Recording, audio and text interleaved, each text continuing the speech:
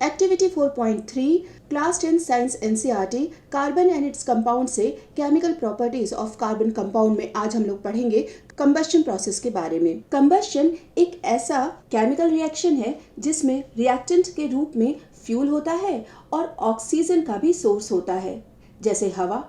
इस प्रोसेस में ऑक्सीजन एक ऑक्सीडाइजर का काम करता है जो फ्यूल को ऑक्सीडाइज करता है और बहुत सारी हीट और लाइट प्रोड्यूस करता है, जैसे किसी भी चीज का जलना। यहाँ ध्यान देना, सभी ऑक्सीडेशन रिएक्शन कंबस्शन प्रोसेस नहीं होते, लेकिन कंबस्शन एक ऑक्सीडेशन रिएक्शन है। मतलब कंबस्शन ऑक्सीडेशन का एक सबसेट है। ऑक्सीडेशन के बारे में हम अपने नेक्स्ट वीडियो में डिटेल में पढ़ेंगे। इस एक्टिविटी में हम 4 नए टर्म्स को समझने वाले हैं। पहला है कंप्लीट कंबस्शन। कोई भी फ्यूल जब जलता है तो आयोनाइज्ड गैस लाइट और एनर्जी में बदल जाता है। ऐसा तभी होता है जब जितना ईंधन है उसी स्टोइकियोमेट्री से ऑक्सीजन मिलता रहे। अगर ऑक्सीजन ज़्यादा मिलता रहेगा तो फ्यूल की पूरी क्वांटिटी आयनिक गैसेस में कन्वर्ट हो जाएगी और एनर्जी और लाइट में बदल जाएगी। जैसा कि आपकी बुक में ये 3 रिएक्शंस दिए गए हैं। Carbon when reacts with oxygen that gives carbon dioxide, heat and light. दूसरा रिएक्शन दिया गया है methane when reacts with oxygen gives carbon dioxide, water, heat and light. तीसरा रिएक्शन दिया गया है ethanol when reacts with oxygen gives carbon dioxide, water, heat and light. आप देख सकते हैं इन सारे फ्यूल के कंबस्शन में प्रोडक्ट हमारा करीब करीब सेम ही है, carbon dioxide, water, heat and light.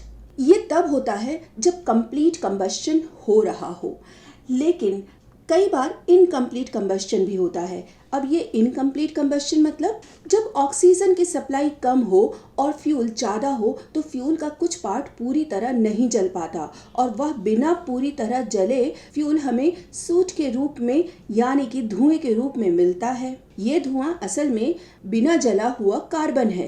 अब ये सूट यानी कि कार्बन जो मिल रहा है वो सिर्फ ऑक्सीजन की सप्लाई पर ही निर्भर नहीं करता, इसके लिए फ्यूल भी कम जिम्मेदार नहीं है। हाइड्रोकार्बन के किसी मॉलिक्यूल में जब आपको सिर्फ सिंगल बॉन्ड मिलेगा तब उसको हम बोलते हैं सैचुरेटेड हाइड्रोकार्बन।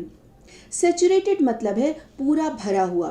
कार्बन की वैलेंसी 4 होती है और इन चारों वैलेंसीज जो है एक एक सिंगल बॉन्ड से ही फुलफिल हो जाए तो वो सैचुरेटेड बॉन्ड बन गया। For example ethanol CH3 CH2OH। इसका एक्सपेंडेड स्ट्रक्चर देखो, हर एक एटम या मॉलिक्यूल जो कार्बन से जुड़ा हुआ है वो सिंगल बॉन्ड से ही जुड़ा है। हाइड्रोकार्बन के जलाने पर ब्लू फ्लेम आएगा और चम्मच या कोई टेस्ट ट्यूब पास में ले जाने पर हम देखते हैं कि इसके ऊपर कोई सूट डिपॉजिट नहीं हो रहा है। वहीं अगर अनसैचुरेटेड कार्बन चेन है जिसमें डबल बॉन्ड या ट्रिपल बॉन्ड हो तो ये जलने पर सूट बनाएगा, चाहे ऑक्सीजन की सप्लाई ज्यादा हो तो भी। जैसे कपूर या नेप्थलीन, दोनों का केमिकल स्ट्रक्चर देखो। ये स्ट्रक्चर आपको काफी कॉम्प्लिकेटेड लगेगा। इसमें अंदर के कार्बन तक ऑक्सीजन का रिएक्शन करना काफी मुश्किल हो जाता है और डबल बॉन्ड भी है, तो डबल या ट्रिपल बॉन्ड होने के कारण भी कंप्लीट कंबस्शन नहीं होता। अब जब कंप्लीट कंबस्शन नहीं होता, जैसे ऊपर का ही एग्जाम्पल जो हम लोगों ने भी रिएक्शन का पढ़ा वो कंप्लीट कंबस्शन का था। अगर इसी फ्यूल का हम इनकम्प्लीट कंबस्शन कराएं, मतलब ऑक्सीजन की सप्लाई कम कर दें, भले ही ये सैचुरेटेड हाइड्रोकार्बन है, तो देखो हमें क्या प्रोडक्ट मिलेगा। कार्बन ऑक्सीजन के साथ रिएक्ट करके कार्बन मोनोऑक्साइड देगा, ना कि कार्बन डाइऑक्साइड। वहीं मीथेन ऑक्सीजन के साथ इनकम्प्लीट कंबस्शन में कार्बन प्लस वाटर देगा और इथेनॉल वाटर, कार्बन या फिर कार्बन मोनोऑक्साइड बना सकता है। वैसे incomplete combustion of this reactions are not given in your NCERT book, ये मैंने आपको समझाने के लिए ले लिया है। तो हम लोगों ने शॉर्ट में क्या पढ़ा? कंप्लीट कंबस्शन 2 फैक्टर्स पर डिपेंड करेगा। फ्यूल की क्वालिटी यानी कि वो सैचुरेटेड हाइड्रोकार्बन होना चाहिए और ऑक्सीजन की ज़्यादा सप्लाई होनी चाहिए। वहीं इनकम्प्लीट कंबस्शन भी 2 फैक्टर्स पर डिपेंड करेगा। अगर फ्यूल अनसैचुरेटेड हाइड्रोकार्बन है और ऑक्सीजन की कम सप्लाई हो, और ऑक्सीजन की सप्लाई ज़्यादा हो पर अनसैचुरेटेड हाइड्रोकार्बन हो तो भी इनकम्प्लीट कंबस्शन ही होगा।